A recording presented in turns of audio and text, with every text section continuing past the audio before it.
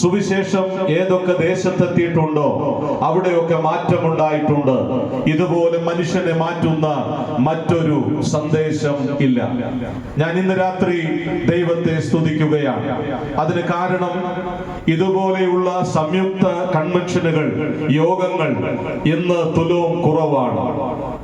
എന്നാൽ ഈ പ്രദേശത്ത് നീണ്ട 49 വർഷം ഈ പ്രവർത്തനത്തെ മുമ്പോട്ട് കൊണ്ടുപോയ പിതാക്കന്മാരെയും ഇന്നുള്ള പ്രിയപ്പെട്ടവരെയും ഓർത്ത് ഞാൻ ദൈവത്തെ സ്തുതിക്കുകയാണ്.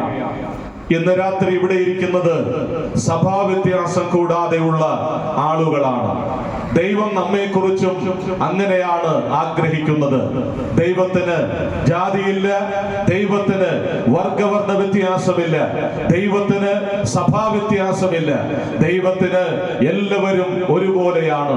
ഇന്ന് രാത്രി ആ അനുഗ്രഹീതനായ ദൈവം, ധന്യനായ ദൈവം നമ്മെ എല്ലാവരെയും ഒരുപോലെ കാണുന്നതോർത്ത് ഞാൻ ദൈവത്തെ സ്തുതിക്കുകയാണ്. നമുക്ക് ദൈവവചനത്തിലേക്ക് വരാം. ഇന്നത്തെ ചിന്തയ്ക്ക് ആധാരമായി 94 സങ്കീർത്തനം അതിന്റെ 8ാമത്തെ വാക്യം ഒന്ന് വായിക്കാൻ ആഗ്രഹിക്കുകയാണ്. 94 സങ്കീർത്തനം അതിന്റെ 8ാമത്തെ വാക്യം. ജനത്തിൽ മൃഗപ്രായരായവരെ ചിന്തിച്ചുകൊള്ളുവിൻ, ഭോഷന്മാരെ നിങ്ങൾക്ക് എപ്പോൾ ബുദ്ധി വരും. ജനത്തിൽ മൃഗപ്രായരായരെ ചിന്തിച്ചുകൊള്ളുവിൻ, ഭോഷന്മാരെ നിങ്ങൾക്ക് എപ്പോൾ ബുദ്ധി വരും. ഈ വാക്യം കേട്ടിട്ട് അത്ര സുഖം തോന്നുന്നില്ല. സാധാരണ നമുക്ക് ഇഷ്ടമുള്ളത് എന്തൊക്കെയുള്ള വാക്യങ്ങളാ? ഞാൻ നിന്നെ അനുഗ്രഹിക്കും, ഞാൻ നിന്നെ വാലല്ല തലയാക്കും, നിന്റെ വീട്ടിൽ ആഹാരം കുറയില്ല. ഇതൊക്കെയാണ് നമുക്ക് എപ്പോഴും സന്തോഷമായിരിക്കുന്ന ഒരു കാര്യം. എന്നാൽ ഇന്ന് രാത്രി ഈ വേദഭാഗം ഉദ്ധരിക്കാൻ കാര്യമുണ്ട്. ഈ 94 സങ്കീർത്തനത്തിന്റെ രചയിതാവ് ആരാണെന്ന് എഴുതിയിട്ടില്ല. എന്നാൽ ഭൂരിപക്ഷം വേദപണ്ഡിതന്മാരും അവകാശപ്പെടുന്നത് സങ്കീർത്തനക്കാരനായ ദാവീദ് ആണെന്നുള്ളതാണ്. എന്നാൽ ആരാണെന്നുള്ളതല്ല പ്രധാനമായ വിഷയം. ഈ സങ്കീർത്തനക്കാരൻ അനീതിയും അന്യായവും ദുഷ്ടതയും കണ്ടിട്ട് ഹൃദയത്തിലുള്ള വിങ്ങിപ്പൊട്ടല് മുഖാന്തരം, ഹൃദയത്തിനകത്തുള്ള വേദന മുഖാന്തരം കോറിയിട്ടതാണ് ഈ സങ്കീർത്തന ഭാഗം. നമുക്കത് വായിക്കുമ്പോൾ മനസ്സിലാകും. ചില ചോദ്യങ്ങളിലൂടെയാണ് ഈ സങ്കീർത്തനത്തിന്റെ വരികൾ നമുക്ക് കാണാനായിട്ട് കഴിയുന്നത്.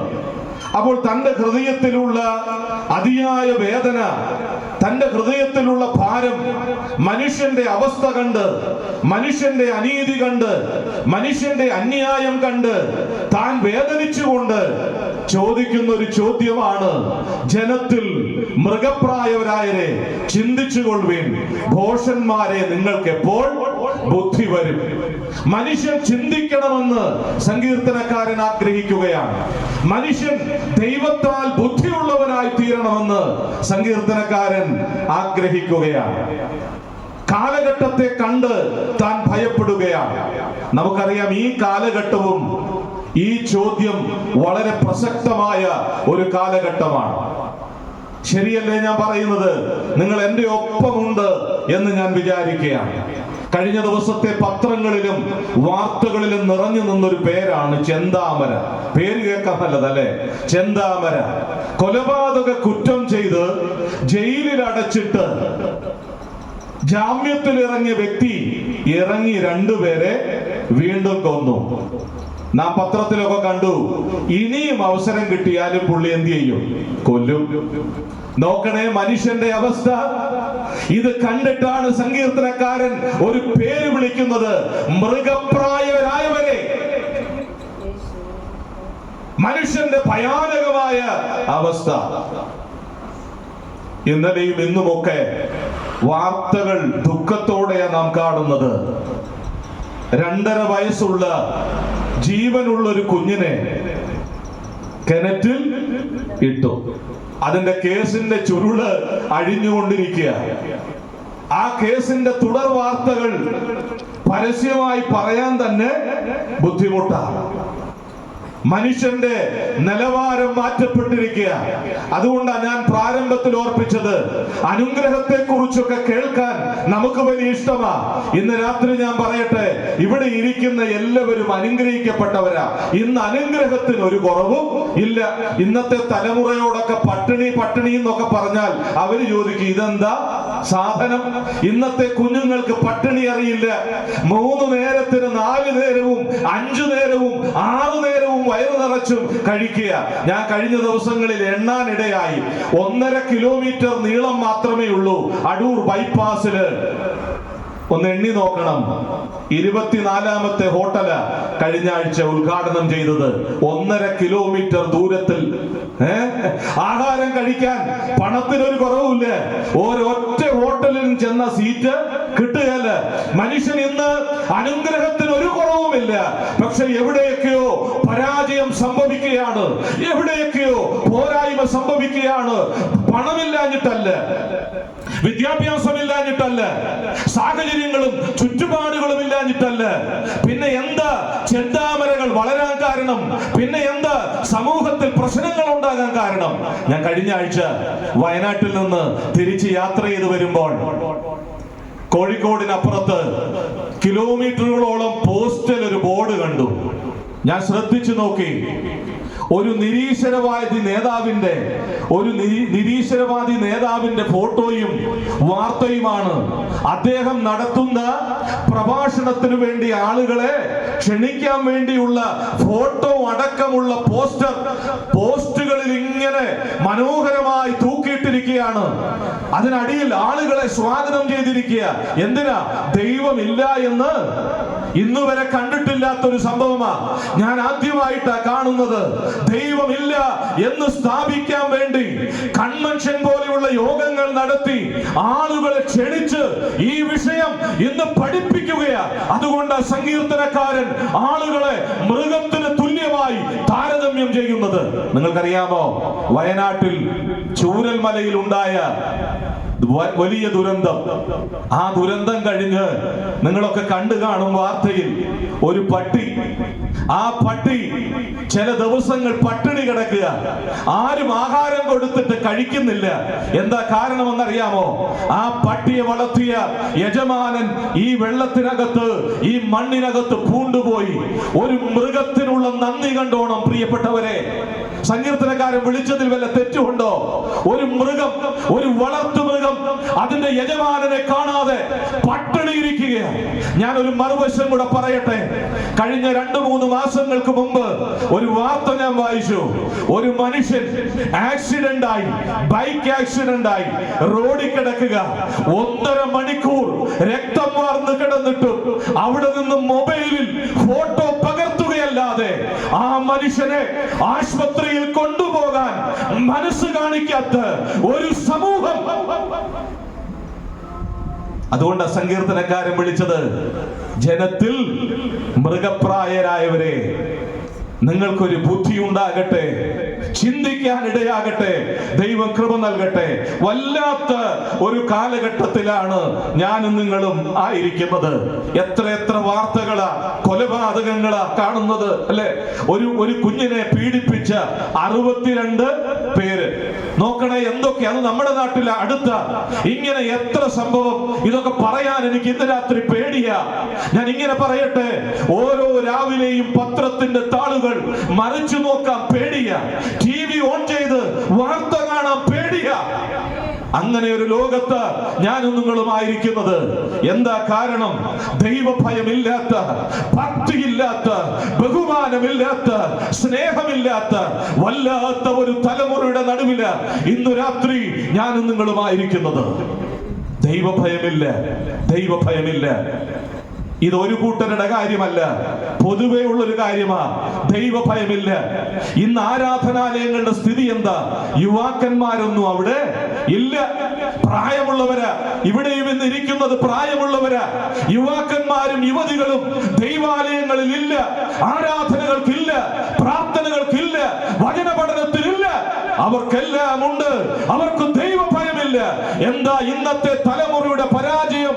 ദൈവഭയമില്ല. ദൈവത്തെ ഭയക്കാത്ത, ദൈവഭയമില്ലാത്ത ഒരു തലമുറ. ഭക്തിയുണ്ടോ? ഭക്തി.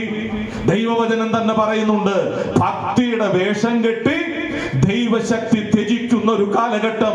കേവലം പ്രകടമായ പ്രകസനമായ ഭക്തി മാത്രം, ഭക്തിയില്ലാത്ത ഒരു കാലഘട്ടം, ദൈവഭയമില്ലാത്ത ദൈവഭക്തിയില്ലാത്ത ഒരു കാലഘട്ടം, ബഹുമാനമില്ലാത്ത ഒരു കാലഘട്ടം.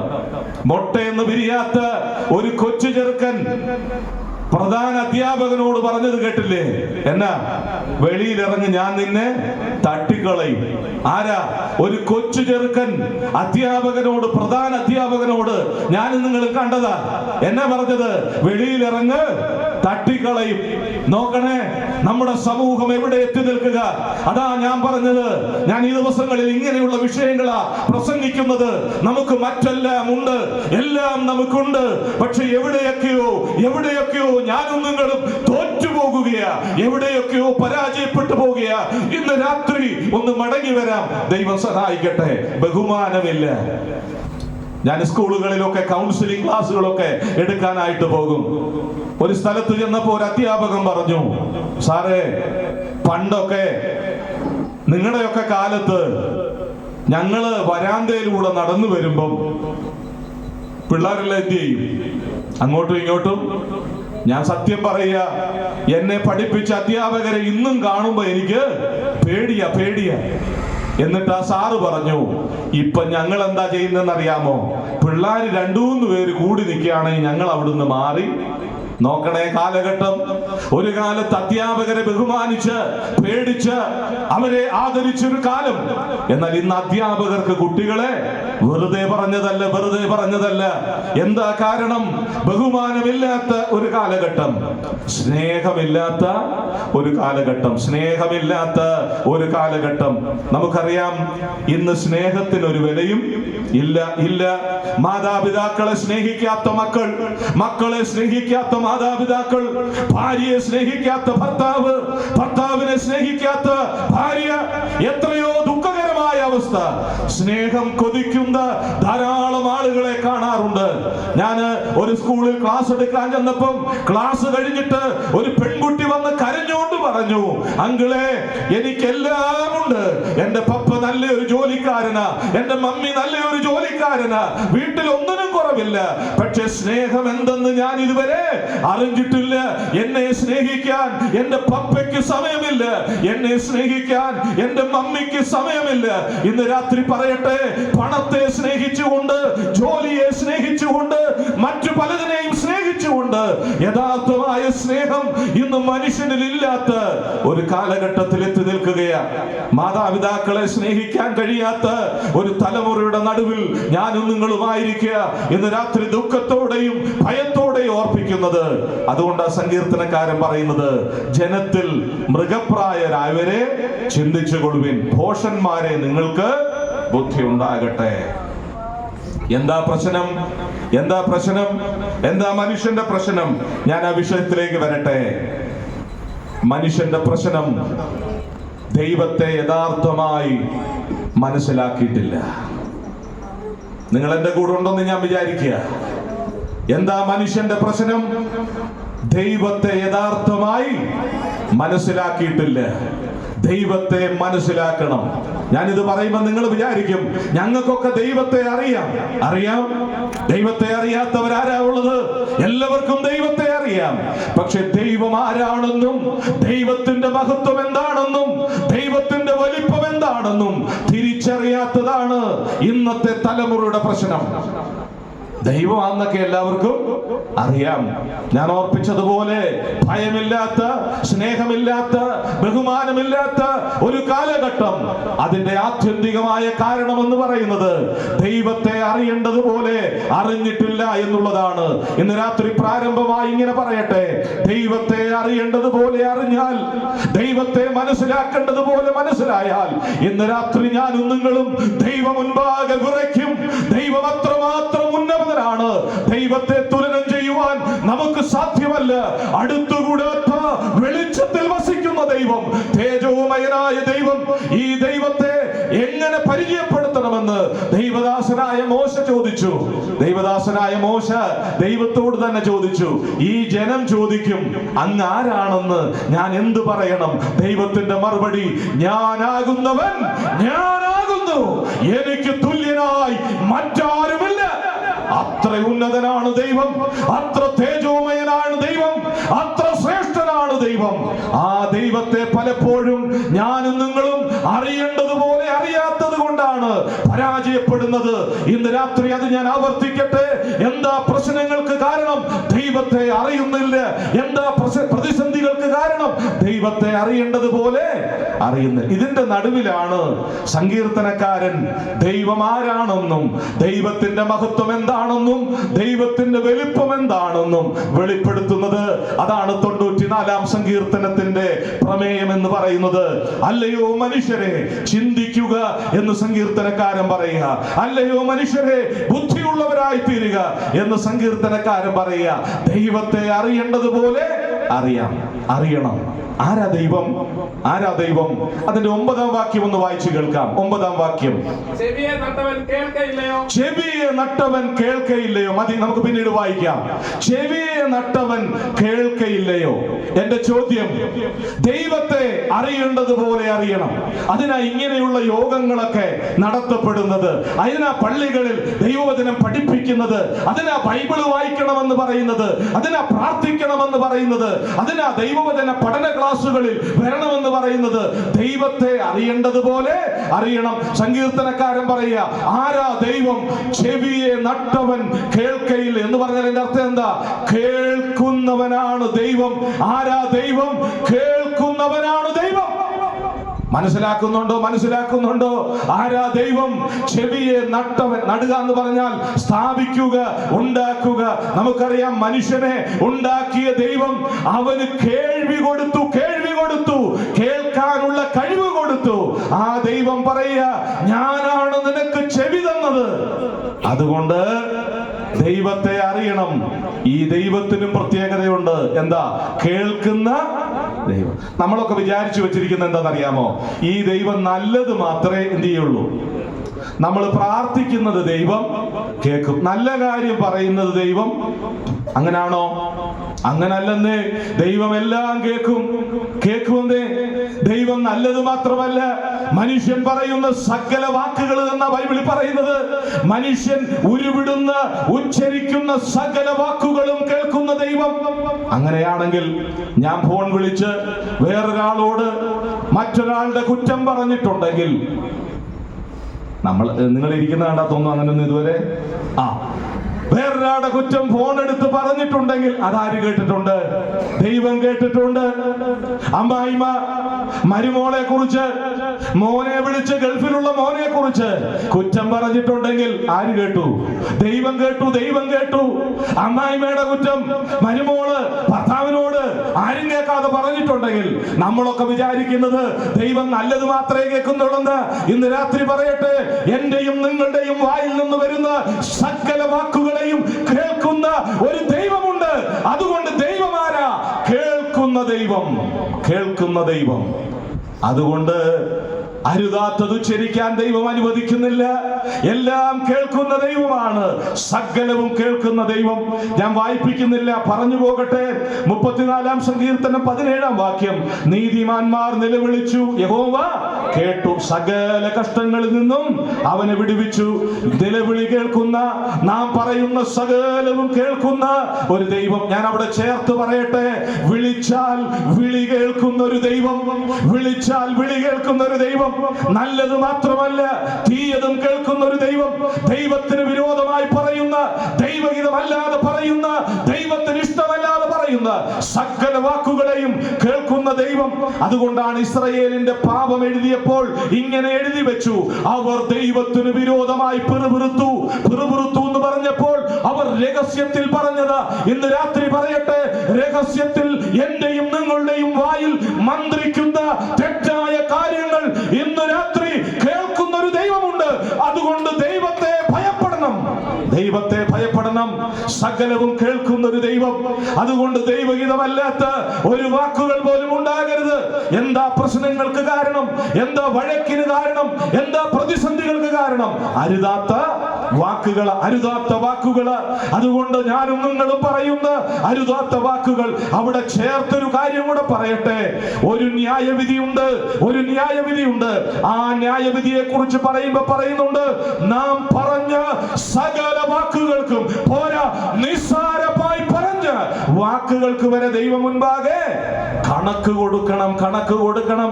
ആറയിൽ മന്ത്രിച്ചത് പുരമുകളിൽ ഘോഷിക്കപ്പെടും. അതുകൊണ്ട് ഭയപ്പെടണം, ഭയപ്പെടണം പ്രിയപ്പെട്ടവരെ. ദൈവഹിതമല്ലാത്ത വാക്കുകൾ.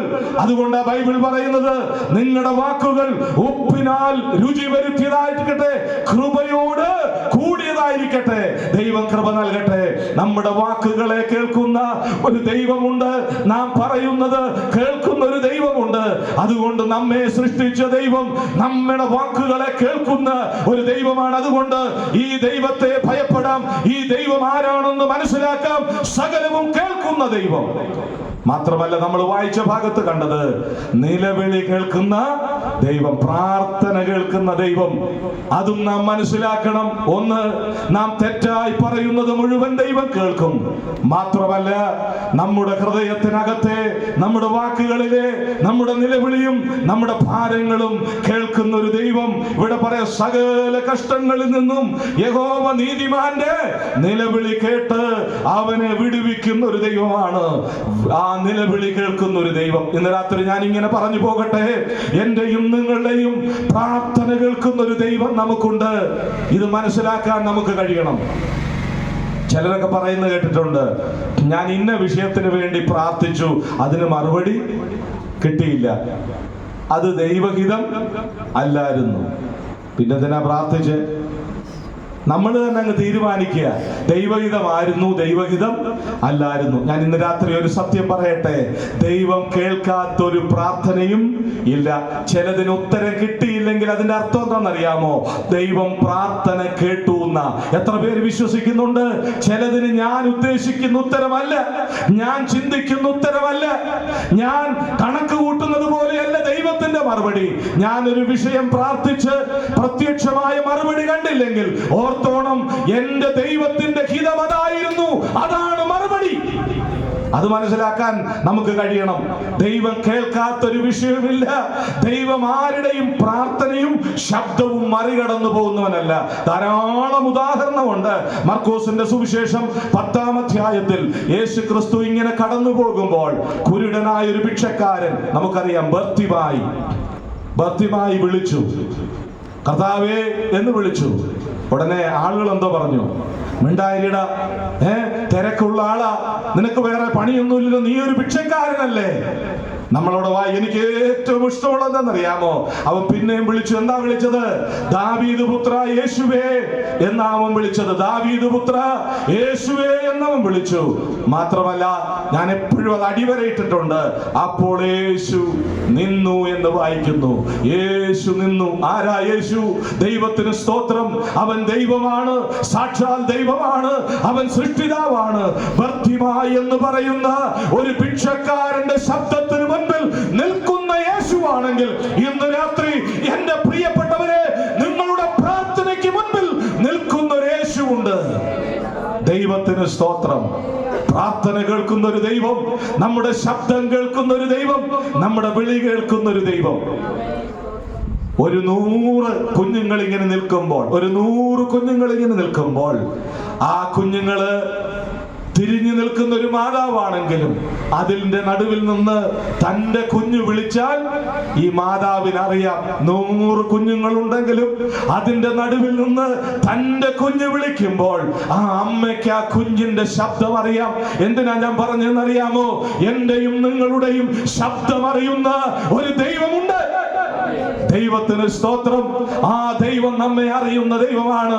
ഇവിടെ പറയാ, ബർത്തിമായി എന്ന് പറയുന്ന ഒരു ഭിക്ഷക്കാരൻ, അവന്റെ മുമ്പിൽ ആരാ നിൽക്കുന്നത്? ആരെങ്കിലും നിൽക്കുമോ? നിൽക്കത്തില്ല പ്രിയപ്പെട്ടവരെ. ബൈബിളിന്റെ ചരിത്രം പഠിച്ചു നോക്ക്. സുന്ദരമെന്ന ദൈവാലയ ഗോപുരത്തിന് മുൻപിൽ അവിടെയും ഒരു ഭിക്ഷക്കാരൻ, അവിടെയും പത്രോസും യോഹന്നാനും അവന്റെ മുൻപിലും നിന്നു. ഇതുപോലെ നിൽക്കുന്ന ആരുമില്ല. ഏറ്റവും എളിയവരുടെ മുൻപിൽ നിൽക്കുന്ന മറ്റാരുമില്ല.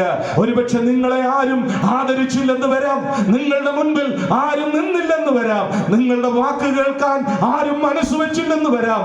എന്നാൽ ഇന്ന് രാത്രി പറയട്ടെ, നിങ്ങളുടെ മുൻപിൽ നിൽക്കുന്ന, നിങ്ങളുടെ ശബ്ദം കേൾക്കുന്ന, നിങ്ങളുടെ ഹൃദയത്തിന്റെ ഭാരം അറിയുന്ന, നിങ്ങളുടെ ഹൃദയത്തിന്റെ വേദന അറിയുന്ന ഒരു ദൈവമുണ്ട്. നിങ്ങളുടെ ഭർത്താവ് അറിഞ്ഞില്ലെന്ന് വരാം, നിങ്ങളുടെ ഭാര്യ അറിഞ്ഞില്ലെന്ന് വരാം, നിങ്ങളുടെ മാതാപിതാക്കൾ അറിഞ്ഞില്ലെന്ന് വരാം, നിങ്ങളുടെ കുഞ്ഞുങ്ങൾ അറിഞ്ഞില്ലെന്ന് വരാം. ഇന്ന് രാത്രി നിങ്ങളുടെ ശബ്ദത്തിന് മുമ്പിൽ നിൽക്കുന്ന ഒരേശുവുണ്ട്. ദൈവത്തിന് സ്തോത്രം. ഭർത്തിമായുടെ മുമ്പിൽ യേശു നിന്നു. ദൈവത്തിന് സ്തോത്രം. അപ്പോസ്തല പ്രവൃത്തി 12-ാം അധ്യായം. പത്രോസ് ജയിലിൽ കിടക്കുക, പത്രോസിനെ ജയിലിൽ അടച്ചിരിക്കുക. തലേ രാത്രി യാക്കോബിന്റെ ശിരസ് ഛേദിച്ചു. സഭ ഭയന്നിരിക്കുക. അടുത്ത പ്രഭാതം പൊട്ടിവിടരുമ്പോൾ യാക്കോബിന്റെ തല പോയതുപോലെ പത്രോസിന്റെയും തല പോകാൻ സാധ്യതയുണ്ട്. നമ്മളോട് വായിക്കുന്നത് എന്താണെന്നറിയാമോ? രാത്രി മുഴുവൻ സഭ ശ്രദ്ധയോടെ പ്രാർത്ഥിച്ചു. ഏത് സഭ? ബെന്തക്കോ സഭ, ബ്രദറൻ സഭ, മർത്തോമ സഭ ആണോ? രക്ഷിക്കപ്പെട്ടവരുടെ കൂട്ടമാ സഭ. ദൈവമക്കളെ, നമ്മുടെ ഉത്തരവാദിത്വം പ്രാർത്ഥിക്കുക എന്നുള്ളത്. ഏത് സഭയായിക്കോട്ടെ, പ്രാർത്ഥനയ്ക്ക് പ്രാധാന്യമുണ്ട്. ഞാൻ അതൊന്ന് പറഞ്ഞു മുമ്പോട്ട് പോകട്ടെ. ഇന്ന് സഭകളുടെയും കുടുംബങ്ങളുടെയും വ്യക്തികളുടെയും പരാജയത്തിന് കാരണം എന്താണെന്നറിയാമോ? പ്രാർത്ഥനയില്ല. പ്രാർത്ഥനയ്ക്ക് പ്രാധാന്യമില്ല. ഞായറാഴ്ചത്തെ ആരാധന യോഗത്തിന് പള്ളി നിറച്ചു ആളാ, പക്ഷെ പ്രാർത്ഥനാ യോഗത്തിന് ആള് ഇല്ല. കാരണം എന്താ? പ്രാർത്ഥനയ്ക്ക് നമ്മൾ വില കൊടുക്കുന്നില്ല. ഇന്ന് രാത്രി പറയട്ടെ, പ്രാർത്ഥനയാണ് ഒരു ക്രിസ്തീയ ജീവിതത്തിന്റെ അടിസ്ഥാനം. അത് കുറഞ്ഞാൽ വ്യക്തി ജീവിതവും കുടുംബ ജീവിതവും സഭാ ജീവിതവും ഒക്കെ പരാജയപ്പെട്ടു പോകും. അതുകൊണ്ട് പ്രാർത്ഥനയ്ക്ക് വളരെ പ്രാധാന്യമുണ്ട്. അതുകൊണ്ട് പത്രോസും യോഹന്നാനും 1-ാം നൂറ്റാണ്ടിൽ പ്രാർത്ഥനാ സമയത്ത് അന്നു മുതൽ ദൈവാലയത്തിൽ എന്തുണ്ടായിരുന്നു? പ്രാർത്ഥന ഉണ്ടായിരുന്നു. അപ്പോസ്തല പ്രവൃത്തി 2-ാം അധ്യായത്തിന്റെ 42-ാം വാക്യത്തിൽ അവർ അപ്പോസ്തലന്മാരുടെ ഉപദേശം കേട്ടു, അപ്പം നുറുക്കി കൂട്ടായ്മ ആചരിച്ചു, പിന്നെ പ്രാർത്ഥന കഴിച്ചു പോന്നു. അത് തുടർന്നുകൊണ്ടിരിക്കുന്ന ഒരു പ്രക്രിയ. ഞാൻ അവിടുന്ന് ഇത്രയും പറയട്ടെ, രാത്രി സഭ ശ്രദ്ധയോടെ പ്രാർത്ഥിക്കുക. അവരെന്തായിരിക്കും പ്രാർത്ഥിച്ചത്? സഭ എന്താ പ്രാർത്ഥിച്ചത്? ഞാൻ ഇങ്ങനെ വിശ്വസിക്കുന്നത്, നാളെ രാവിലെ കോടതി തുറക്കും, 10 മണിയാവുമ്പോ അപ്പൊ ന്യായാധിപന്മാര് വരും. അവര് പത്രോസിനെ വിസ്തരിച്ചിട്ട് അവനിൽ കുറ്റമൊന്നുമില്ലെന്ന് പറഞ്ഞ് എന്ത് ചെയ്യണം? പറഞ്ഞു വിടണം. ഇതായിരിക്കും അവര് പ്രാർത്ഥിച്ചത്. അതെന്തുകൊണ്ടാണ് ഞാൻ അങ്ങനെ പറഞ്ഞെന്നറിയാമോ? രാത്രിയിൽ ഈ സഭ അവിടെ ശ്രദ്ധയോടെ പ്രാർത്ഥിക്കുമ്പോൾ മറ്റൊരു കാര്യം നടക്കുക. എന്താണെന്നറിയാമോ? ജയിലിനകത്ത് കിടന്നുറങ്ങുന്ന പത്രോസിന്റെ തോളിൽ ആര് തട്ടിയെന്ന? ഒരു ദൂതൻ തട്ടി. ഞാൻ ഇന്ന് രാത്രി ഇങ്ങനെ പറയട്ടെ, ദൂതന്മാർക്ക് ഉറങ്ങാൻ കഴിയാത്തതാണ് പ്രാർത്ഥന. നമ്മൾ പ്രാർത്ഥിക്കുമ്പോൾ ദൂതന്മാർക്ക് ഉറങ്ങാൻ കഴിയില്ല. ആ ദൂതൻ വന്ന് പത്രോസിനെ തട്ടിയിട്ടത് അവനെ ഉണർത്തി. വായിച്ചു നോക്ക്, 12-ാം അധ്യായം. 1-ാം കാവല്, 2-ാം കാവല്, ഇരുമ്പ് വാതില്, അത് കഴിഞ്ഞ് പട്ടണത്തിലൂടെ നടത്തി അവനെ എവിടെ എത്തിച്ചു? ഈ പ്രാർത്ഥിക്കുന്നവരുടെ അടുത്തെത്തിച്ചു. പത്രോസ് വന്ന് കതകെ കൊട്ടി. ഒരു ബാല്യക്കാരത്തി എന്ന് നോക്കി. ബാല്യക്കാരത്തി എന്ന് നോക്കിയിട്ട് ആരാന്ന് കണ്ടു. അയ്യോ, ഇത് പത്രോസ് അങ്കിളാണല്ലോ വന്നേ. അവക്ക് സന്തോഷം. അവൾ ഓടിച്ചെന്ന് പറഞ്ഞു. ഈ പ്രാർത്ഥിച്ചവർക്ക് പോലും എന്തില്ല? മനസ്സിലായില്ല. വിശ്വാസം പ്രാർത്ഥിച്ചു.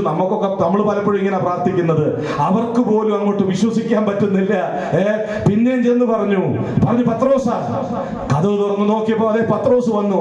ഇവർക്ക് വിശ്വസിക്കാൻ പറ്റുന്നില്ല. അവിടുത്തെ തടവറയെ കുറിച്ച് അവർക്കറിയാം, കാവലിനെ കുറിച്ച് അവർക്കറിയാം. ഒരു കാരണവശാലും പത്രോസിന് പുറത്തിറങ്ങാൻ പറ്റത്തില്ലെന്ന് അവർക്കറിയാം. എന്നാൽ ഇന്ന് രാത്രി പറയട്ടെ, പ്രാർത്ഥിച്ച് ഇവർ ആമേൻ പറഞ്ഞില്ല.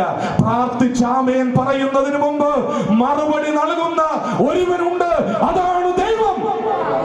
ദൈവത്തിന് സ്തോത്രം. ഇതാ ദൈവത്തെ അറിയണമെന്ന് പറയുന്നത്. ദൈവത്തെ അറിയണം. വെറുതെ ദൈവമേ എന്ന് പറഞ്ഞാൽ പോരാ, വെറുതെ പ്രാർത്ഥിച്ചാൽ പോരാ. ഇവർ രാത്രിയിൽ ശ്രദ്ധയോടെ പ്രാർത്ഥിച്ചപ്പോൾ ആമേൻ പറയുന്നതിന് മുമ്പ് പത്രോസ് പത്രോസിനെ ദൈവം അവരുടെ നടുവിലെത്തിച്ചു. ഇന്ന് രാത്രി പറയട്ടെ, വിശ്വാസത്തോടെ കണ്ണുനീരോടെ ദൈവം മുമ്പാകെ മുട്ടുമടക്കുന്നെങ്കിൽ ആമേൻ പറയുന്നതിന് മുമ്പ് മറുപടി തരുന്ന ഒരുവനുണ്ട്. അതാണ് ഇന്ന് രാത്രി ഞാൻ പ്രസംഗിക്കുന്ന യേശു ക്രിസ്തു. ദൈവത്തിന് സ്തോത്രം. ആമേൻ പറയുന്നതിന് മുമ്പ് മറുപടി തരാൻ ദൈവത്തിന് കഴിയും. ഞാൻ കഴിഞ്ഞ ദിവസങ്ങളിൽ 1-2 സ്ഥലങ്ങളിൽ ബൈബിൾ ക്ലാസ് എടുത്തുകൊണ്ടിരിക്കുകയായിരുന്നു. അവിടെ അബ്രഹാമിനെ കുറിച്ച് സംസാരിച്ചത്. അബ്രഹാം തന്റെ മകനായ ഇസഹാക്കിനെ യാഗം കഴിക്കാൻ കൊണ്ടുപോവുക. യാത്രയുടെ വഴിയിൽ മോനൊരു ചോദ്യം ചോദിച്ചു. എന്താ ചോദ്യം? അപ്പ സർവ സംവിധാനമുണ്ട്, എന്തില്ല? ഉടനെ അപ്പന്റെ മറുപടി, മോനെ, യഹോവ ഇരെ, ദൈവം കരുതിക്കൊള്ളും. ഇത് പറയുമ്പോഴും അബ്രഹാമിനൊരു പ്രതീക്ഷയുണ്ട്. മെസൊപ്പൊത്താമിയയിൽ നിന്ന് ആ പ്രദേശത്ത് നിന്ന് തന്നെ യാത്ര നടത്തിയ, കാണിപ്പാനിരിക്കുന്ന ദേശത്തേക്ക് കൊണ്ടുപോയ, വിളിച്ചു വേർതിരിച്ച ഒരു ദൈവത്തിൽ പൂർണ്ണമായി അബ്രഹാമിന് വിശ്വാസമുണ്ട്. ഇനി ചിന്തിച്ചു നോക്കണം. ഞാൻ ഒരു കാര്യം മനസ്സിലാക്കാൻ വേണ്ടിയാ കൊണ്ടുപോയി കയറിട്ട് ഈ മോനെ കെട്ടി. അനുസരണമുള്ള മോന, വഴക്കൊന്നും ഉണ്ടാക്കിയില്ല. ഈ കയറിട്ട് കെട്ടിയിട്ട് യാഗപീഠത്തിൽ കിടത്തി, കത്തിയെടുത്തു, കുത്താൻ പോവുക. ഞാൻ ചോദിക്കട്ടെ, യാത്രയിൽ വഴിക്ക് ഒരു ആടിനെ കാണിച്ചു കൊടുക്കാൻ ഈ ദൈവത്തിന് പറ്റത്തില്ലേ? പറ്റുമെന്നേ, പറ്റും. പക്ഷെ എന്താ കാണിച്ചു കൊടുക്കാത്തെന്നറിയാമോ? അബ്രഹാം ഈ ദൈവത്തെ കുറച്ചുകൂടെ അറിയണം. എങ്ങനെ അറിയണം? കത്തി ഉയർത്തി. ഇനി സെക്കൻഡുകൾ മാത്രമേ മുമ്പിലുള്ളൂ. സെക്കൻഡ് ഒന്ന് പിഴച്ചാൽ, ഞാൻ ആ ഭാഗം വായിച്ചപ്പോൾ ഓർക്കുക, അബ്രഹാമിന് മക്കളുണ്ടായത് എത്ര വയസ്സിലാ? മോനുണ്ടായത് എത്ര വയസ്സിലാ? 100ാമത്തെ. ഇപ്പം മോന് കുറെ പ്രായമായി, വിറകൊക്കെ എടുത്തുകൊണ്ട് നടക്കാനുള്ള പ്രായമായി. ഒരു 10-20 വയസ്സെങ്കിലും ആയി കാണും. അപ്പം 120 വയസ്സായ അപ്പൂപ്പനെ അബ്രഹാമേ എന്ന് വിളിച്ചാൽ ചിലപ്പം കേൾവിക്കുറവ് വരെ കാണും. പക്ഷേ തെറ്റിയില്ല. ദൈവം വിളിച്ചപ്പോൾ അബ്രഹാമിനെ കൃത്യമായിട്ട് മനസ്സിലാക്കി. ബാലന്റെ മേൽ കൈവെക്കരുത്. ഇന്ന് രാത്രി പറയട്ടെ, അവസാന സെക്കൻഡിലും മറുപടി തരാൻ കഴിയുന്ന ഒരുവനുണ്ട്. യെസ്, അവസാന സെക്കൻഡിലും. ഒരുപക്ഷെ താങ്കൾ വിചാരിച്ചില്ലേ ഇനി നടക്കത്തില്ലെന്ന്, നടക്കും. വിശ്വാസമുണ്ടോ? നടക്കും. ഇതുവരെ പല വാതിലും മുമ്പിൽ അടഞ്ഞില്ലേ? തുറക്കും. വിശ്വാസത്തോടെ ദൈവസന്നിധിയിൽ അടുത്തുക. അവസാന സെക്കൻഡിലും മറുപടി തരാൻ കഴിയുന്ന, അവസാന നിമിഷവും മറുപടി തരാൻ കഴിയുന്ന ദൈവം നമുക്ക് വേണ്ടി ജീവിക്കുന്നു. ദൈവത്തെ അറിയേണ്ടതുപോലെ അറിയണം. ദൈവം ആരാ? വിളിച്ച വിളി കേൾക്കുന്ന ഒരു ദൈവം. വെറുതെ ദൈവം എന്ന് പറഞ്ഞാൽ പോരാ, ദൈവത്തെ അറിയേണ്ടതുപോലെ അറിയണം. ഇന്ന് രാത്രി ദൈവത്തെ അറിയാൻ പറ്റുന്നുണ്ടോ? എന്റെ ദൈവം എന്റെ വിളി കേൾക്കുന്ന ദൈവമാ, എന്റെ ശബ്ദം കേൾക്കുന്ന ദൈവമാ. ഞാൻ ആ ഭാഗം വായിച്ചപ്പോ ഇങ്ങനെ ചിന്തിക്കുക, സമയം എന്റെ മുമ്പിൽ കുറവാ. ആ അബ്രഹാം ഇനി ഈ മോനെ യാഗം കഴിച്ചെന്ന് വിചാരിച്ചോ? യാഗം കഴിച്ചു, കൊന്നു. അബ്രഹാമിനും ദൈവത്തിനും കാര്യം കൃത്യമായിട്ട് അറിയാം. പുള്ളിക്ക് പരാതിയില്ല. പോയ വഴിക്ക് കുറച്ചുപേരെ നിർത്തിയേച്ചാ പോയ ബാല്യക്കാരെ. തിരിച്ചു വരുന്നവരെ അവര് ചോദിക്കും, ഞങ്ങളുടെ കൊച്ചയജമാനൻ എന്തിയെ? അബ്രഹാം പറയും, എന്തിയെ? ഞാൻ അവനെ കൊന്നു. അവന്മാരവിടെ വെച്ച് പുള്ളി എന്തി?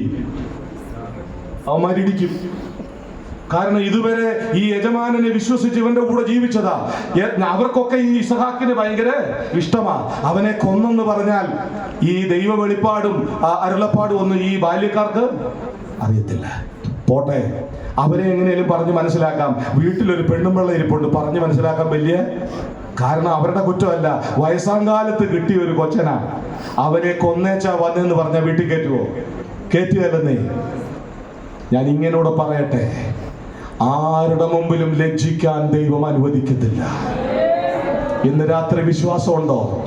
അവസാന നിമിഷവും പ്രവർത്തിക്കുന്ന ഒരു ദൈവം. മറ്റുള്ളവരുടെ മുമ്പിൽ പ്രാർത്ഥിക്കുന്നവർ തല താഴ്ത്താൻ ദൈവം അനുവദിക്കത്തില്ല. ഇന്ന് രാത്രി പറയട്ടെ, പ്രാർത്ഥിക്കുന്നവന് തോൽവിയല്ല വിജയമാവുള്ളത്. എത്ര പേർക്ക് വിശ്വാസമുണ്ട്? കരങ്ങൾ ഉയർത്തി ദൈവത്തെ സ്തുതിക്കാം. പ്രാർത്ഥിക്കുന്ന ദൈവജനത്തിന് തോൽവിയല്ല വിജയമാവുള്ളത്. ദൈവത്തിന് സ്തോത്രം. ഏത് പരാജയങ്ങളെയും വിജയമാക്കി തീർക്കുന്ന ഒരു ദൈവമുണ്ട്. ദൈവത്തെ അറിയേണ്ടതുപോലെ അറിയണം. ഇനി ആ വാക്യം ഒന്നുകൂടെ വായിച്ചു, 9ാം വാക്യം. ചെവിയെ നട്ടവൻ കേൾക്കയില്ലയോ? കണ്ണിനെ നിർമ്മിച്ചവൻ കാണുകയില്ലയോ? ആരാ ദൈവം? കേൾക്കുന്ന ദൈവം. ആരാ ദൈവം? കാണുന്ന ദൈവം. കാണുന്ന ദൈവം. ഞാൻ ആദ്യം പറഞ്ഞു എല്ലാം കേൾക്കുന്ന ദൈവം. അങ്ങനാണെങ്കിൽ ചേർത്ത് പറയുക, എല്ലാം കാണുന്ന ദൈവം. ഇന്ന് രാത്രി പറയട്ടെ, കാണിച്ചു കൂട്ടുന്ന മുഴുവൻ വിക്രസും ആര് കാണുന്നുണ്ട്? ഈ ചില കല്യാണങ്ങൾക്കൊക്കെ നമ്മൾ പോകും. ഇപ്പൊ എല്ലാ കല്യാണവും ലൈവ് പിടിക്കുന്നുണ്ട്. അതൊന്നുകൂടെ ഒന്ന് കിട്ടുമെങ്കിൽ മേടിച്ച് നോക്കണം. നമ്മൾ അവിടെ ഇരുന്ന് കഴിക്കുന്നതൊക്കെ, നമ്മൾ അവിടെ ഇരുന്ന് കഴിക്കുമ്പോൾ നമ്മൾ എന്നെ വിചാരിച്ചെന്നറിയാമോ? അടുത്തിരുന്നവൻ എന്നെ ശ്രദ്ധിക്കുന്നില്ല. അതുകൊണ്ട് കോരിയിട്ട് കഴിക്കുന്നതൊക്കെ ആ വീഡിയോ ഒന്നുകൂടെ ഒന്ന് കണ്ടു നോക്കണം. നമുക്ക് തന്നെ നാണക്കേട് തോന്നും. അയ്യോ, പട്ടിണി കിടന്ന പോലാണല്ലോ ഞാൻ അവിടെ പോയി തിന്നുന്നത്. ഈ കല്യാണ വീട്ടിലെ കല്യാണ ഓഡിറ്റോറിയത്തിൽ ഏറ്റവും തിരക്കുള്ള എവിടാ? ആ ഷട്ടർ ഒന്ന് തുറക്കണം. കൊട്ടാരക്കര ഒരു കല്യാണം നടന്ന അവസാനം പോലീസ് വന്നു. അടിയായി, ഇരിക്കാൻ അടിയാ. ഒരുത്തൻ ചെന്ന് ഒരു കസേരയിൽ ഇരുന്നു. അന്നേരം മറ്റവൻ പറഞ്ഞിട ഞാൻ ആ കസേര ബുക്ക്. അവർ തമ്മിൽ കസേരയ്ക്ക് അടിയായി, രണ്ട് കൂട്ടരും അടിയായി. അവസാനം പിരിച്ചുവിടാൻ പോലീസ് കഴിക്കുന്ന സ്ഥലത്തെ കാര്യമാണ് പറഞ്ഞേ. ഇതൊക്കെ പിന്നൊന്ന് കണ്ടാൽ നമുക്ക് തന്നെ തോന്നും, അയ്യേ ഞാൻ ഇങ്ങനാണോ ഇരുന്ന് അവിടെ തിന്ന്. ഇന്ന് രാത്രി എന്തിനാ ഞാൻ പറഞ്ഞെന്നറിയാമോ? സകലവും ഒപ്പിയെടുക്കുന്ന ഒരു ക്യാമറയുണ്ട്. ശ്രദ്ധിക്കണേ. ഈ ലോകത്തിലെ ക്യാമറ കണ്ണുകൾ എന്നെയും നിങ്ങളെയും ഒപ്പിയെടുക്കുന്നുണ്ടെങ്കിൽ, അഗ്നിജ്വാലയ്ക്കൊത്ത കണ്ണുള്ള ഒരു തേജോമയനായ ദൈവം, അടുത്തുകൂടാത്ത വെളിച്ചത്തിൽ വസിക്കുന്ന ഒരു ദൈവം സകലവും ഒപ്പിയെടുക്കുന്നുണ്ട്. ഞാനും നിങ്ങളും എവിടൊക്കെ പോയി, എന്തൊക്കെ ചെയ്തു, എന്തൊക്കെ കാണിച്ചു കൂട്ടി, എവിടെല്ലാം യാത്ര ചെയ്തു, മുഴുവനും ഒപ്പിയെടുക്കുന്ന ഒരു ദൈവമുണ്ട്. മറന്നു പോകരുത്. എല്ലാം കാണുന്ന ഒരു ദൈവമുണ്ട്. ഉൽപ്പത്തി പുസ്തകം 1-ാം അധ്യായം 31-ാം വാക്യം സൃഷ്ടിയോട് ബന്ധപ്പെട്ട് പറഞ്ഞിട്ട് അവിടെ ഒരു വാക്ക് പറഞ്ഞിട്ടുണ്ട്. താൻ ഉണ്ടാക്കിയതിനെ ഒക്കെയും ദൈവം നോക്കി എന്ന് തുടങ്ങിയതാ ഈ നോട്ടം. ഉൽപ്പത്തി 1-ാം അധ്യായത്തിൽ തുടങ്ങിയതാ. ഉണ്ടാക്കി വിട്ട് അന്ന് തൊട്ട് നോട്ടം. കാരണം അന്നേ പരിപാടി തുടങ്ങിയതാ. ദൈവത്തെ കൂടാതെയുള്ള കൂട്ടുകെട്ട്, ദൈവത്തെ മറന്നുള്ള കൂട്ടുകെട്ട്, ദൈവത്തോട് അകന്നുപോയുള്ള യാത്ര, ഇതൊക്കെ അന്ന് തുടങ്ങിയതാ. അന്ന് തൊട്ട് ക്യാമറ ഫിറ്റ് ചെയ്തിരിക്കുക. അപ്പൊ ഞാൻ എവിടെല്ലാം പോയി? അയ്യോ, ഈ കണ്ണിന് മുൻപിൽ മറഞ്ഞത് ഒന്നുമില്ല. എല്ലാം കാണുന്ന ദൈവം. ഇനി ചേർത്ത് പറയട്ടെ, എല്ലാവരെയും കാണുന്ന ദൈവം. ചിലര് വിചാരിക്കുന്നത് എന്താ അറിയാവോ? ദൈവം അവരെ മാത്രമേ കണ്ടുള്ളൂ. അല്ല, എല്ലാവരെയും ദൈവത്തിന് കാണാം. ദൈവത്തിന്റെ മുൻപിൽ മറഞ്ഞിരിക്കുന്നതൊന്നുമില്ല. അതുകൊണ്ട് ആ ദൈവത്തിന്റെ മഹത്വം പറയുമ്പോൾ അവൻ സർവശക്തൻ, സർവജ്ഞാനി, സർവവ്യാപി. ദൈവം മറഞ്ഞിരിക്കുന്ന ഒരു സ്ഥലവുമില്ല. എല്ലാം കാണുന്ന, എല്ലാവരെയും കാണുന്ന ഒരു ദൈവം. ദൈവത്തിന് മുമ്പിൽ മറഞ്ഞിരിക്കുന്ന ഒന്നുമില്ല. ഞാൻ ഇങ്ങനെ പറയട്ടെ, ഏത് രഹസ്യങ്ങളും കാണുന്ന, ഏത് കാര്യങ്ങളും കാണുന്ന, അകവും പുറവും ഒരുപോലെ കാണുന്ന ദൈവം. മനുഷ്യൻ കണ്ണിന് നോക്കുന്നു, യഹോവയോ ഹൃദയത്തെ നോക്കുന്നു. ഇന്ന് രാത്രി പറയട്ടെ, ഹൃദയത്തിനകത്തുള്ള നിഗൂഢതകൾ വരെ കാണുന്ന ദൈവം. 44-ാം സങ്കീർത്തനം 21-ാം വാക്യം, ദൈവം അത് ശോധന ചെയ്യാതിരിക്കുമോ? അവൻ ഹൃദയത്തിലെ രഹസ്യങ്ങളെ അറിയുന്നവനല്ലോ. അവൻ ഹൃദയത്തിന്റെ രഹസ്യങ്ങൾ അറിയുന്നവനല്ലോ. ഇന്ന് രാത്രി എന്റെ സ്നേഹിതരെ, ഞാൻ ഇന്ന് രാത്രി ഇങ്ങനെ പറയട്ടെ, ദൈവം നമ്മെ കാണുന്നുണ്ട്. നമ്മുടെ ജീവിതത്തിന്റെ മുഴുവൻ കാര്യങ്ങളെയും ദൈവം കാണുന്നുണ്ട്. ദൈവഹിതമല്ലാതെ യാത്ര ചെയ്ത, ദൈവഹിതമല്ലാതെ പ്രവർത്തിച്ച്, ദൈവത്തെ മറന്നു യാത്ര ചെയ്ത സകല യാത്രകളും ഒപ്പിയെടുക്കുന്ന ഒരു കണ്ണുണ്ട്. ആ കണ്ണിന്റെ മുമ്പിൽ ഭയപ്പെടാം. അതാ ദൈവത്തെ അറിയണമെന്ന് പറഞ്ഞത്. നമ്മൾ വിചാരിച്ചു ഞാൻ ചെയ്തതാരും കണ്ടില്ല.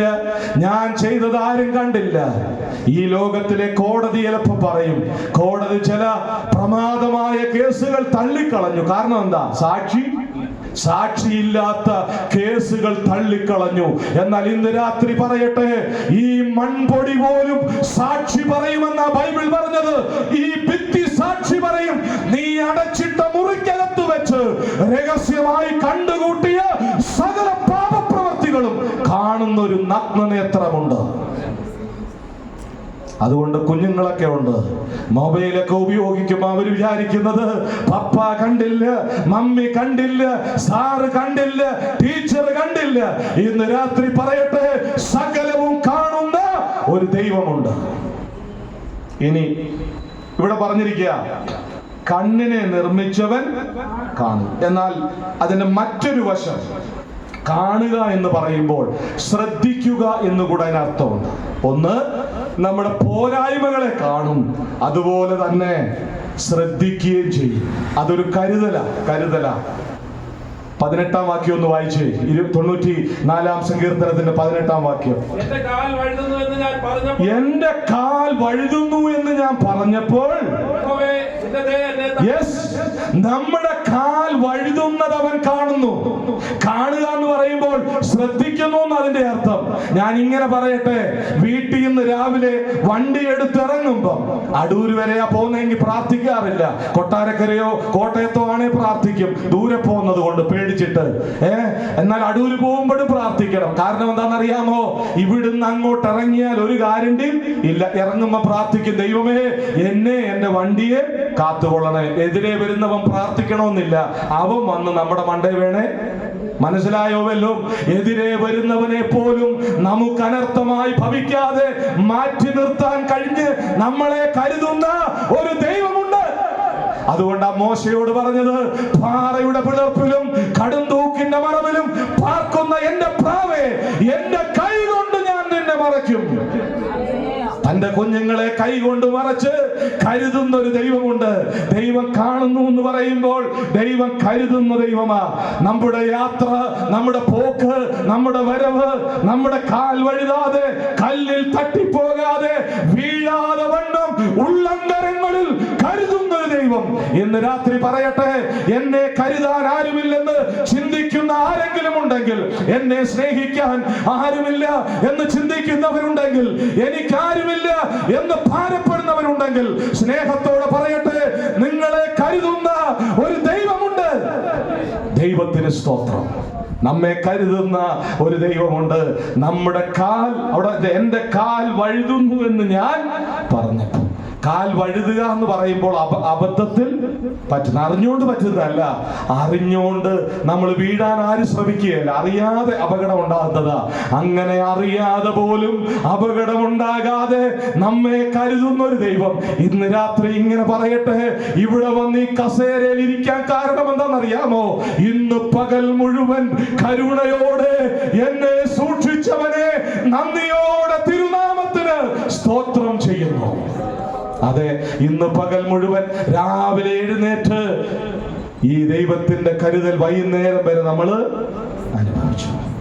അതുകൊണ്ടാ സങ്കീർത്തനക്കാരൻ പറഞ്ഞു, ഞാൻ കാലത്തും ഉച്ചയ്ക്കും വൈകിട്ടും സങ്കടം ബോധിപ്പിച്ച് കാര്യം. ഈ ദൈവത്തിന്റെ മുഖം കണ്ട് എഴുന്നേറ്റ് സങ്കീർത്തനക്കാരൻ അധികാലത്ത് എഴുന്നേറ്റ് ഈ പാഠപുസ്തകത്തിലെ, ഇപ്പോഴത്തെ പിള്ളേർക്കൊന്നും അത് അറിയത്തില്ല, കാരണം വീട്ടിൽ കുടുംബ പ്രാർത്ഥന പാട്ടുപുസ്തകത്തിലെ ഏറ്റവും നല്ല, എല്ലാ പാട്ടും നല്ലതാ. ഇപ്പൊ അച്ഛനോടൊക്കെ ചോദിച്ചാൽ പറയും പ്രഭാതഗീതം അല്ലേ? അതിരാവിലെ തിരുസന്നിധി അണയും എത്ര മനോഹരമായ പാട്ട്. ഇന്നും രാവിലെ വന്നു ഞാൻ തിരു സന്നിധി തന്നെ. എത്ര മനോഹരമായ പാട്ടുകളാണെന്നറിയാമോ പ്രഭാതഗീതങ്ങൾ. ഇന്ന് വീടുകളിൽ പിള്ളേർക്കൊന്നും രാവിലെ എഴുന്നേൽക്കുകയില്ല. അപ്പൻ എഴുന്നേറ്റ് ഒരു വഴിക്കൂടെ, അമ്മ എഴുന്നേറ്റ് ഒരു വഴി. ഇതെല്ലാം കഴിഞ്ഞേച്ച് വീട്ടിൽ നിന്ന് ഇറങ്ങുമ്പം, രാവിലെ വണ്ടി എടുത്തിറങ്ങുമ്പോൾ അയൽവക്കക്കാരനെ കണ്ടു, ഉടനെ പറയും ഇന്ന് കോണമല്ല, ഇവന്റെ മുഖമാ. എന്നാ കാരണം എന്നറിയാമോ? കാണേണ്ടവന്റെ മുഖം എന്ത് ചെയ്തില്ല. രാവിലെ എഴുന്നേറ്റ് ആരുടെ കാണുമായിരുന്നു? തമ്പുരാന്റെ മുഖം കണ്ടു കഴിഞ്ഞാൽ പിന്നെ ഒരു മുഖത്തിനും പ്രശ്നം. ആ മുഖം കാണാത്തത് കൊണ്ടാ അയൽവക്കക്കാരന്റെ മുഖം കണ്ടേച്ച് പറഞ്ഞു ഇന്ന് പോണം. അയ്യോ, ഈ തമ്പുരാന്റെ മുഖം ഒന്ന് കണ്ടു നോക്ക്. രാവിലെ എഴുന്നേറ്റ് ആ തിരുമുഖം ഒന്ന് ദർശിച്ചു നോക്ക്, ആ പൊന്നുമുഖം ഒന്ന് കണ്ടു നോക്ക്. അന്നത്തെ ദിവസം പെർഫെക്റ്റാ. ആണേ, കാണേണ്ടവനെ കാണണം, ആ തിരുമുഖം ഒന്ന് കാണണം, അതിരാവിലെ തിരുമുഖം ഒന്ന് ദർശിക്കണം. അങ്ങനെ കണ്ട് എഴുന്നേറ്റ് യാത്ര ചെയ്യുമ്പോൾ അന്ന് പകൽ മുഴുവൻ നമ്മെ കരുതുന്ന, കാത്തു കാത്തു സൂക്ഷിക്കുന്ന ഒരു ദൈവമുണ്ട്. നാം ഇങ്ങനെയാ വായിക്കുന്നത്, ഒരു ബാധയും നിന്റെ കൂടാരത്തിനടുക്കയില്ല. പകൽ സൂര്യനെങ്കിലും രാത്രി ചന്ദ്രനെങ്കിലും നിന്നെ ബാധിക്കയില്ല. ഒരനർത്ഥവും നിനക്ക് ഭവിക്കയില്ല. മരണനിഴലിന്റെ താഴ്വരയിലൂടെ നീ യാത്ര ചെയ്യുമ്പോൾ ഞാൻ നിന്നോട് കൂടെ ഇരിക്കും. ദൈവത്തിന് സ്തോത്രം. എത്ര വലിയ കരുതല, എത്ര വലിയ കരുതല. നമ്മുടെ മിടുക്കല്ല കേട്ടോ, നമ്മുടെ സാമർഥ്യമല്ല. ഇന്ന് ഞാൻ ഇവിടെ നിൽക്കുന്നത് എന്റെ മിടുക്കല്ല. ഇന്ന് നിങ്ങൾ ഇവിടെ ഇരിക്കുന്നത് നിങ്ങളുടെ മിടുക്കല്ല. കാരണം ഇന്ന് പകൽ മുഴുവൻ മരണത്തിന്റെ കരങ്ങളിൽ നിന്ന് നമ്മെ വിടുവിച്ച് കരുതിയ ഒരു ദൈവമുണ്ട്. ദൈവം ആരാ? ദൈവം ആരാ? കാണുന്ന ദൈവമാ. ദൈവം ആരാ? കേൾക്കുന്ന ദൈവമാ.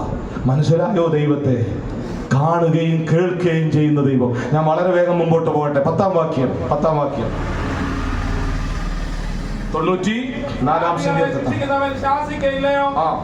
അവൻ മനുഷ്യർക്ക് ഞാൻ ഉപദേശിച്ചു കൊടുക്കുന്നില്ലയോ? എന്താ ദൈവത്തിന്റെ അടുത്ത പ്രത്യേകത? ആരാ ദൈവം? ശാസിക്കുകയും. എന്തിനാ രണ്ടും കൂടെ പറഞ്ഞേക്കുന്നേ? രണ്ടും ഉണ്ടെന്നേ, അതുകൊണ്ട് അങ്ങനെ പറഞ്ഞേക്കുന്നേ. ദൈവത്തിന്റെ പ്രത്യേകതയാ ശാസിക്കുകയും.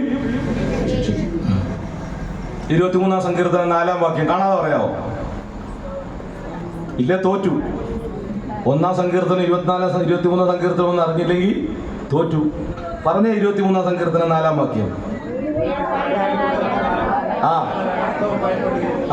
നീ എന്നോട് നിന്റെ, അത് പറയാൻ വേണ്ടിയാ, നിന്റെ വടിയും ശാസിക്കുകയും. ഒരു ഇടയന്റെ പ്രത്യേകത, ഇടയന്റെ കയ്യിൽ എപ്പോഴും രണ്ട് സാധനമുണ്ട്. എന്താ? വടി, കോല്. എന്തിനാ? അടിക്കാനും തീറ്റാനും. മനസ്സിലായി? അതാ നല്ല ഇടയൻ. ലോകത്തിൽ അനേക ഇടയന്മാരുണ്ട്, എന്നാൽ ഒരാളെ മാത്രമേ നല്ല ഇടയൻ എന്ന് പറഞ്ഞുള്ളൂ. അതാരാ? നമ്മുടെ കർത്താവ്. സ്തോത്രം. നമ്മുടെ കർത്താവിനെ മാത്രമേ നല്ല ഇടയൻ എന്ന് പറഞ്ഞിട്ടുള്ളൂ. കാരണം അവന്റെ കയ്യിൽ വടി മാത്രമല്ല, അവന്റെ കയ്യിൽ കോലുണ്ട്. ഞാൻ തെറ്റിപ്പോയാൽ അവൻ അടിക്കും, ഞാൻ ദൂരെ പോയാൽ അവൻ അടിക്കും, ഞാൻ തെറ്റ് കാണിച്ചാൽ അവൻ അടിക്കും. എന്നാൽ എന്റെ വിശപ്പ് അവനറിയാം. അതുകൊണ്ട് അവന്റെ കയ്യിൽ ഒരു കോലുണ്ട്. എന്തിനാണെന്നറിയാമോ? ഈ ആട് താഴെയുള്ളതെല്ലാം തിന്ന് തീർത്ത് കഴിയുമ്പം പിന്നെ അതിന് മേലോട്ട് കയറാൻ പറ്റത്തില്ല. അപ്പോൾ ഈ യജമാനൻ എന്ത് ചെയ്യുന്നറിയാമോ? ഒരു വളഞ്ഞ കോല് തന്റെ കയ്യിലുണ്ട്. ആ കോല് കൊണ്ട് ഈ ചില്ല ഇങ്ങനെ താഴ്ത്തി ആടിന് കൊടുക്കും. ആട് തിന്നു തീരുന്നത് വരെ ആ ഇടയൻ ഇങ്ങനെ ചായ്ച്ചു പിടിച്ചു കൊടുക്കും. ഇന്ന് രാത്രി പറയട്ടെ, നമ്മുടെ വിശപ്പറിയുന്ന ഒരു നല്ല ഇടയൻ നമുക്കുണ്ട്. അതുകൊണ്ടാണ് സങ്കീർത്തനക്കാരൻ പറഞ്ഞത്, നിന്റെ വാ വിസ്താരത്തിൽ തുറക്ക, ഞാൻ അതിനെ എത്ര വേണേലും തുറന്നോ. ലിമിറ്റ് ഒന്നും വെച്ചിട്ടില്ല. അങ്ങ് തുറക്ക്. ഞാൻ പലപ്പോഴും പറയുന്ന ഒരു ഉദാഹരണമുണ്ട്. എന്താണെന്നറിയാമോ? കിളിക്കൂട് കണ്ടിട്ടുണ്ടോ? പണ്ടൊക്കെ ചെറുപ്പത്തിൽ മരത്തേ കയറുമായിരുന്നു കിളിയും കൂടും മുട്ടയൊക്കെ കാണാൻ വേണ്ടി. ഇപ്പോഴത്തെ പിള്ളേർ കിളിക്കൂട് എന്താന്ന് ചോദിച്ചാൽ അമ്മമാർക്ക് അറിയില്ല. അമ്മമാർ മൊബൈലിനകത്ത രാവിലെ മുതൽ വൈകുന്നേരം വരെ. അതുകൊണ്ട് അവർക്ക് കിളിക്കൂട്, നമ്മൾ പണ്ടത്തെ കാലത്ത് ഇവിടെ ഇരിക്കുന്നവർക്ക് അറിയാം, മരത്തേ കയറും ഈ മുട്ടയും കിളിക്കൂടും. ഒരു കിളിക്കൂടിനകത്ത് നോക്കിയാൽ 4-5 കുഞ്ഞുങ്ങൾ ഒരുപോലെ വിരിയും. ഈ 4 വിരിഞ്ഞു കഴിയുമ്പോഴും ഈ തള്ളക്കിളി ഇങ്ങനെ പറന്നു പോയിട്ട് അതിന്റെ കൊക്കിനകത്ത് ആഹാരം കൊണ്ടുവന്ന് ഒരു കിളിക്ക് കൊടുക്കും. നമ്മൾ 4 കണ്ടാൽ ഒരുപോലെ ഇരിക്കും, ഫോട്ടോസ്റ്റാറ്റ് എടുത്ത പോലെ 4 ഒരുപോലെ. പക്ഷെ ഈ തള്ളക്കിളിക്ക് അറിയാം, ഒന്നാമത്തേന് കൊടുക്കും, പറന്നു പോകും. പിന്നെയും വരുമ്പോ ഈ തിന്ന പുള്ളി എന്ത് ചെയ്യും? വാ പൊളിച്ചിരിക്കും, അടുത്തേന് കൊടുക്കും. ഞാൻ ചോദിക്കട്ടെ, ആ 4 കിളികളിലും ഒരെണ്ണം പോലും പട്ടിണി കിടന്ന് ചത്തുപോകത്തില്ല. കാരണം ഈ തള്ളക്കിളിക്ക് ഓരോ കിളിയെയും വ്യക്തമായി അറിയാം. ഈ കിളി ദൈവത്തിന്റെ സൃഷ്ടിയാണെങ്കിൽ ഇന്ന് രാത്രി പറയട്ടെ, നിങ്ങളുടെ മക്കൾ അപ്പം ചോദിച്ചാൽ നിങ്ങൾ കല്ല് കൊടുക്കുമോ? നിങ്ങളുടെ മക്കൾ മീൻ ചോദിച്ചാൽ നിങ്ങൾ പാമ്പിനെ കൊടുക്കുമോ? ദോഷികളായ നിങ്ങൾ അങ്ങനെ ചെയ്യത്തില്ലെങ്കിൽ നമ്മുടെ വിശപ്പറിയുന്ന ഒരു ദൈവമുണ്ട്. അവൻ പറയുക, നിന്റെ വാ തുറക്കൽ, ഞാൻ അതിനെ നിറയ്ക്കും. നമുക്ക് ആവശ്യമുള്ളത് തരുന്ന ഒരു ദൈവമുണ്ട്. നമ്മുടെ വയറ് നിറയ്ക്കുന്ന ഒരു ദൈവമുണ്ട്. ഇസ്രായേലിന് മന്ന കൊടുത്ത ഒരു ദൈവം, സ്തോത്രം, ഇന്നും ജീവിക്കുന്നു. ആ ദൈവം ഇന്നും പ്രവർത്തിക്കുന്നു. അതുകൊണ്ട് ഇവിടെ ഈ ദൈവം ശാസിക്കുകയും, ഈ കോൽ എല്ലാവർക്കും ഇഷ്ടമാണ്. എന്നാ വയറ് നിറച്ച് മിണ്ടത്തില്ലാരും. അതുകൊണ്ടാ വീട്ടില് ഞങ്ങൾ ഈ ക്യാമ്പിനൊക്കെ പോകുമ്പോഴേ, കൊച്ചുമോനോട് ഇരിപ്പുണ്ട്, ഇതുപോലുള്ള കുഞ്ഞുങ്ങളോട് പ്രാർത്ഥിക്കാൻ പറയും. കൊച്ചു പിള്ളേര് പ്രാർത്ഥിക്കാൻ പറയും. അപ്പൊ ഈ പ്രാർത്ഥിക്കാൻ പറയുമ്പം ക്യാമ്പിനിരിക്കുമ്പോ അവിടുത്തെ കാര്യമാണ് പ്രാർത്ഥിക്കേണ്ടത്. പക്ഷെ കുഞ്ഞുങ്ങൾക്ക് അറിയത്തില്ല അവരെന്നാ പ്രാർത്ഥിക്കുന്ന അറിയാവോ? വീട്ടിൽ പ്രാർത്ഥിക്കാൻ പഠിപ്പിച്ചിട്ടുണ്ടെങ്കിൽ പിള്ളേർ പ്രാർത്ഥിക്കും, പപ്പയെ സഹായിക്കണേ, മമ്മിയെ അനുഗ്രഹിക്കണേ. അപ്പച്ചനെ നമ്മൾ വീട്ടിൽ ഇവരെ ഇതാ പഠിപ്പിച്ചേക്കുന്നത്. അനുഗ്രഹം മുഴുവൻ എവിടെ ഇരിക്കണം? നമ്മുടെ വീട്ടിൽ തന്നെ. അതിന് പിള്ളേരെ പഠിപ്പിച്ചു വെച്ചിരിക്കുന്ന അങ്ങനെ. അതുകൊണ്ട് ഈ കോലെല്ലാവർക്കും ഇഷ്ടമാണ്. വടി കൊണ്ട് ഒരടി കിട്ടുമ്പോൾ ചോദിക്കും, ദൈവമേ ഞാൻ വലിയ തെറ്റൊന്നും പിന്നെ എനിക്കെന്താ ഇങ്ങനെ?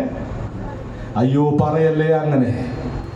ശാസിക്കുകയും സ്നേഹിക്കുകയും ചെയ്യുന്ന പിതാവ് എന്ത് ചെയ്യും? ശിക്ഷിക്കും. മനസ്സിലായോ? ചില അടിയൊക്കെ കിട്ടുമ്പോൾ ഓർത്തോണം, എന്റെ നന്മയ്ക്ക് വേണ്ടിയാ. ദൈവം ദോഷങ്ങളാൽ പരീക്ഷിക്കില്ല. ഇന്ന് രാത്രി ഇവിടെ ഇരിക്കുന്ന ചിലർ രോഗത്താൽ ഭാരപ്പെടുന്നുണ്ട്, എനിക്കറിയാം. എന്നാൽ ഇന്ന് രാത്രി പറയട്ടെ, ആ രോഗം ദൈവം അറിയാതെ വന്നതല്ല. ഒരു പ്രാവശ്യം പോലും പരാതി പറയരുത്. 12 നീണ്ട വർഷം രക്തസ്രാവക്കാരിയായിരുന്ന ഒരു സ്ത്രീ, അവൾ വിശ്വാസത്തോടെ അവന്റെ വസ്ത്രത്തിന്റെ വെളുപ്പ് തൊട്ടപ്പോൾ അവൾക്ക് സൗഖ്യം ലഭിച്ചു, അവൾക്ക് ശക്തി ലഭിച്ചത് അവർ അറിഞ്ഞു. ഇന്ന് രാത്രി ദൈവശക്തി തിരിച്ചറിയുന്ന ഒരു ദൈവ പൈതലാ താങ്കളെങ്കിൽ ഭാരപ്പെടത്തില്ല. ആന്നേ, രോഗം നന്മയ്ക്ക. കടഭാരങ്ങൾ പ്രാർത്ഥിച്ചപ്പോൾ ഓർത്തു, കടഭാരങ്ങൾ ഉണ്ടാകാം, പ്രയാസങ്ങൾ ഉണ്ടാകാം. ഞാൻ ഇങ്ങനെ പറയട്ടെ, എന്നെ നിർമ്മിച്ച ദൈവത്തിന് എന്നെ കുറിച്ച് അറിയത്തില്ലേ? എന്റെ ഭാരം അറിയില്ലേ? അറിയാം. എന്നാൽ നീക്കുപോക്കും തരുന്ന ഒരു ദൈവമാ. നമുക്കൊരു വിശ്വാസം ഉണ്ടാവണം, നമുക്കൊരു ധൈര്യം ഉണ്ടാവണം. ഏത് പ്രശ്നത്തിനും പരിഹാരം തരാൻ കഴിയുന്ന ഒരു ദൈവമുണ്ട്. ആ ദൈവം എന്ത് ചെയ്യുന്നുണ്ട്? നമ്മുടെ തെറ്റുകളെ ചൂണ്ടിക്കാണിക്കും, ചില അടികളൊക്കെ തരും. അതുകൊണ്ട് ആ പാട്ടുകാരൻ പാടിയത്, ബാലശിക്ഷ നൽകുമെന്ന ചേർന്ന് പറഞ്ഞു.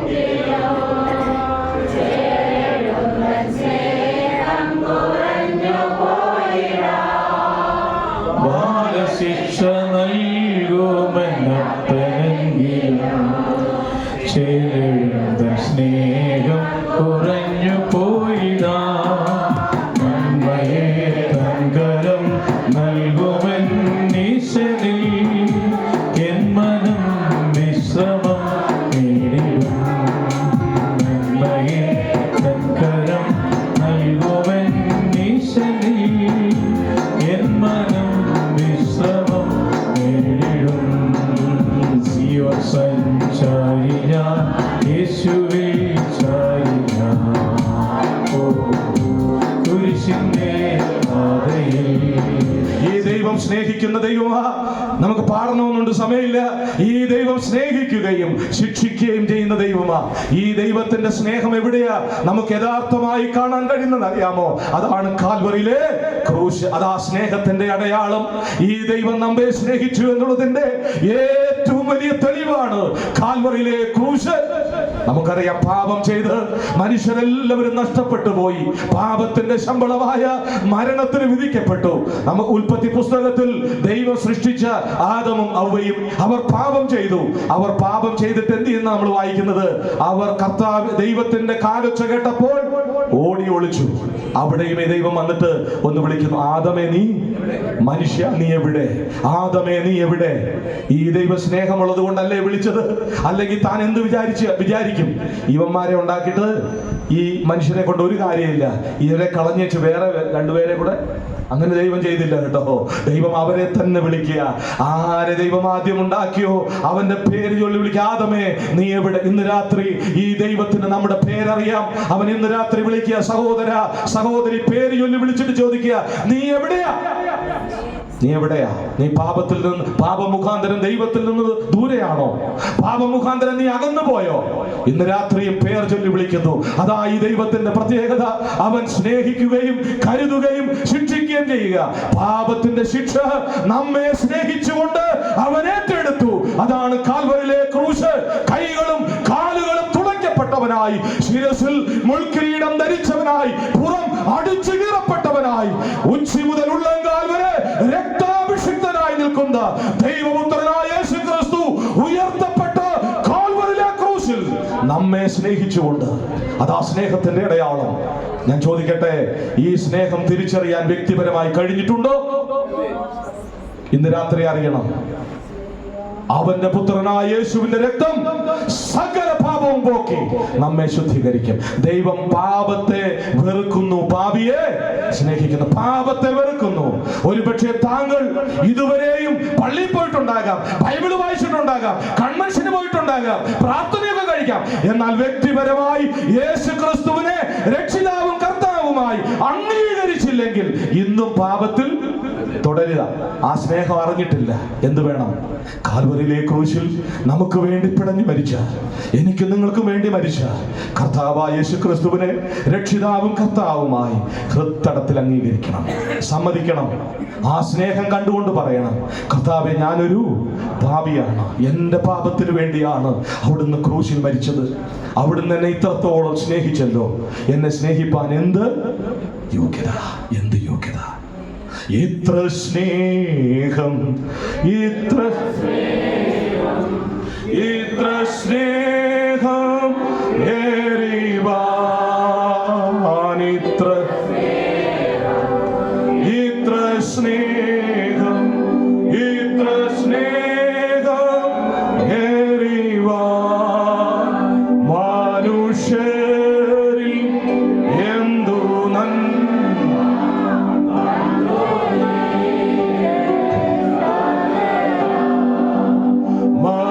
മനുഷ്യരിൽ എന്തു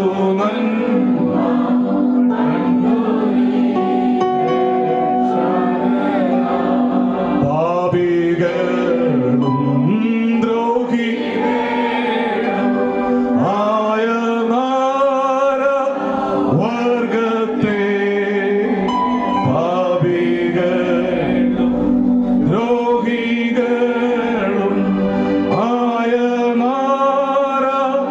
വർഗത്തെ വീണ്ടെടുപ്പാൻ എത്ര കഷ്ടം സഹിച്ചു നീ ശാന്തമാ, വീണ്ടെടുപ്പാൻ